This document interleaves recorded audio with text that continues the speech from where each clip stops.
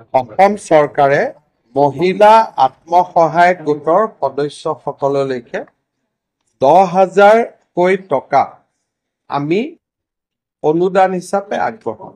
ইয়াৰ ইতিমধ্যে ইলেকশ্যনৰ আগত সবেই প্ৰপত্ৰ পূৰণ কৰিছিলে আৰু ইয়াৰ এতিয়া অনুসন্ধান চলি আছে। আৰু মই যিমান দূৰ জানো প্ৰায় 35 লাখ মহিলাই 10,000কৈ টকা পাব, তাৰমানে 3,500 কোটি টকা। আৰু এই 10,000 টকা ঘূৰাই দিব নালাগে।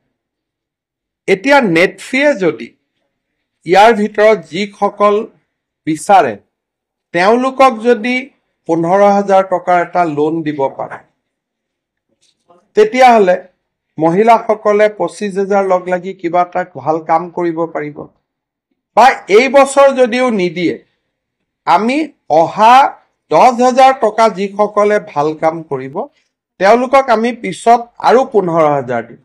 তেতিয়া যদি নেটফিয়ে লগত 10,000 টকা এটা লোন দিব পাৰে, তেতিয়া মহিলাখিনি উপকৃত হ'ব।